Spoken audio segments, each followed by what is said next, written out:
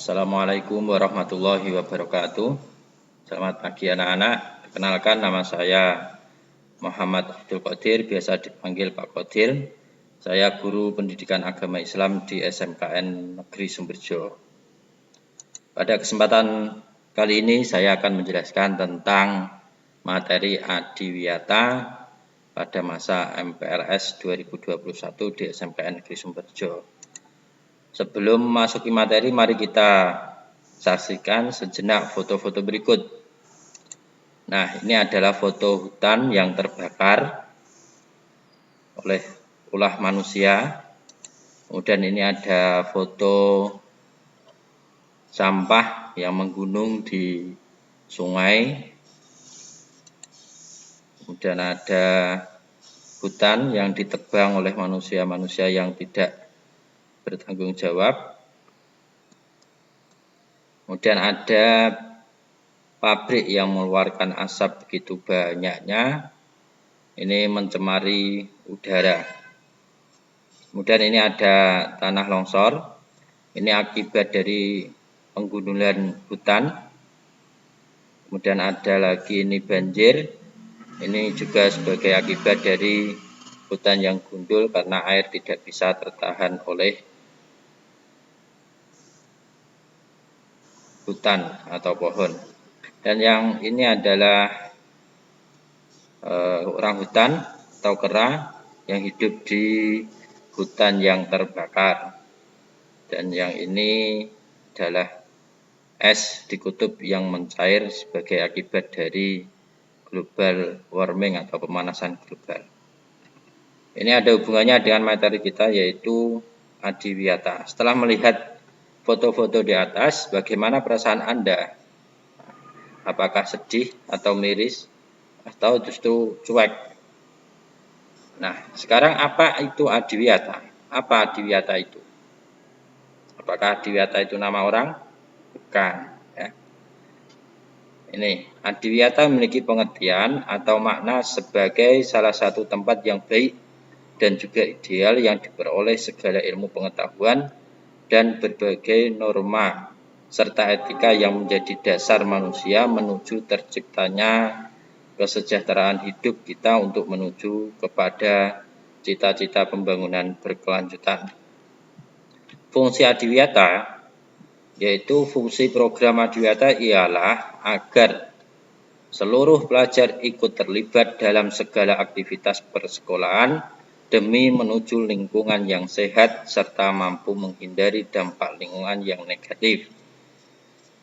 Tujuan sekolah adiwiyata yaitu menciptakan kondisi yang baik bagi sekolah untuk menjadi tempat pembelajaran dan penyadaran warga sekolah, sehingga di kemudian hari warga sekolah tersebut dapat turut bertanggung jawab dalam upaya-upaya penyelamatan lingkungan hidup dan pembangunan berkelanjutan. Kemudian kriteria sekolah adiwiyata itu ada 4. Yang pertama yaitu pengembangan kebijakan sekolah yang diperlukan untuk mewujudkan sekolah peduli dan berbudaya lingkungan. Yang kedua, pengembangan kurikulum berbasis lingkungan. Yang ketiga, pengembangan kegiatan berbasis partisipatif. Dan yang keempat yaitu pengelolaan dan atau pengembangan sarana pendukung sekolah. Nah, masing-masing kriteria tadi memiliki beberapa komponen. Yang pertama, kriteria pertama itu memiliki komponen visi dan misi sekolah yang peduli dan berbudaya lingkungan. Komponen yang kedua yaitu kebijakan sekolah tentang pengembangan PLH. PLH itu pendidikan lingkungan hidup. Kemudian peningkatan pendidikan SDM, sumber daya manusia. Terus penghematan SDA. SDA itu sumber daya alam, termasuk air, itu termasuk SDA. Kemudian pola hidup bersih dan sehat, ini wajib diterapkan oleh anak didik dimanapun berada. Kemudian pengalokasian dana kegiatan lingkungan hidup, ini sesuai dengan kondisi sekolah masing-masing. Kemudian kriteria yang kedua itu memiliki 4 komponen, yaitu pengembangan model pembelajaran lintas mata pelajaran. Kemudian penggalian dan pengembangan materi dan persoalan lingkungan hidup yang ada di masyarakat sekitar, pengembangan metode belajar berbasis lingkungan dan budaya, yang terakhir pengembangan kegiatan kurikuler untuk peningkatan pengetahuan dan kesadaran siswa tentang lingkungan hidup. Kemudian kriteria yang ketiga yaitu pengembangan kegiatan berbasis partisipatif, itu meliputi menciptakan kegiatan ekstrakurikuler dan kurikuler di bidang lingkungan hidup berbasis partisipatif di sekolah, mengikuti kegiatan aksi lingkungan hidup yang dilakukan oleh pihak luar, umpama bekerja sama dengan Karang Taruna desa. Kemudian membangun kegiatan kemitraan atau memperkasai pengembangan pendidikan lingkungan hidup di sekolah sesuai dengan kondisi sekolah masing-masing. Kemudian yang keempat, yaitu kriteria yang keempat yaitu pengelolaan dan atau pengembangan sarana pendukung sekolah. Yang pertama, pengembangan fungsi sarana pendukung sekolah yang ada untuk pendidikan lingkungan hidup.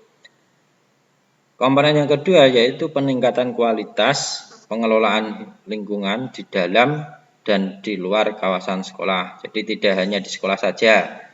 Untuk lingkungan hidup bisa diterapkan di rumah atau di masyarakat sekitar. Kemudian komponen yang ketiga yaitu penghematan sumber daya alam. Nah, ini sudah jelas, listrik termasuk sumber daya alam, walaupun dapat diperbaharui. Air juga begitu, ini harus berhemat. Bayangkan saja kalau tidak ada air, kita mau mandi, mau nyuci, mau minum, kesulitan. Kemudian ATK, ini termasuk kertas, itu harus hemat, jangan sampai kertas dibuang-buang. Kenapa? Karena kertas itu terbuat dari kayu, kayu itu dari pohon yang ada di hutan. Kalau kalian membuang-buang kertas berarti sama dengan melegalkan atau mendukung penggundulan hutan. Kemudian peningkatan kualitas pelayanan makanan sehat. Nah, ini makanan yang sehat yang dimakan. Kemudian yang terakhir pengembangan sistem pengelolaan sampah. Nah, ini sampah memang harus dikelola dengan sebaik-baiknya. Nah, ini pesan saya kepada anak-anak, kalau bisa membuang sampah harus pada tempatnya. Dan selain itu,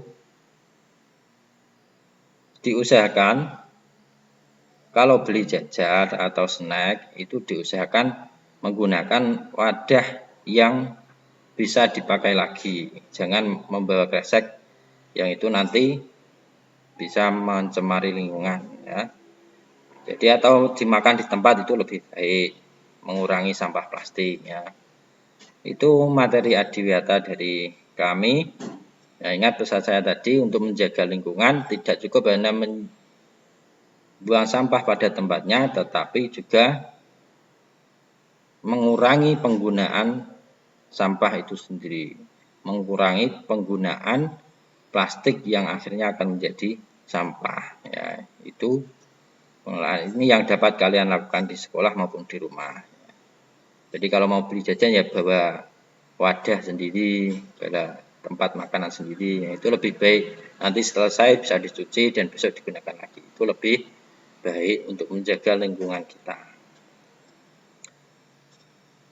Ini adalah kata-kata, bumi kita adalah rumah kita. Bumi ini adalah rumah kita. Surga tempat bahagia bagi kita dan anak-anak kita, ataukah neraka tempat meratap bagi kehidupan selanjutnya. Kita sebagai manusia telah ditakdirkan oleh Allah menjadi khalifah fil ard, yaitu pemimpin di bumi. Seorang pemimpin tidak akan merusak bumi. Seorang pemimpin akan memelihara bumi untuk dirinya dan generasi selanjutnya. Terima kasih. Ini materi adiwiyata dari kami. Kami ucapkan. Sebelum itu coba nanti tugasnya membuat atau mencari 3 aktivitas yang mendukung lingkungan hidup itu apa. Umpama saya tidak akan menggunakan kantong plastik selama di sekolah dan di rumah. Nah, seperti itu.